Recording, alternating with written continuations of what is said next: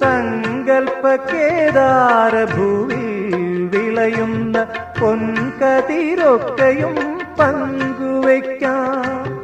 കർമ്മപ്രപഞ്ചത്തിൽ ജീവിതയാത്രയിൽ നമ്മളെ നമ്മൾക്കായി പങ്കുവയ്ക്കാം.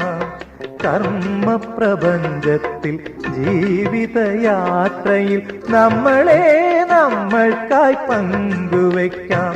ഇനി സ്വപ്നങ്ങളൊക്കെയും പങ്കുവയ്ക്കാം.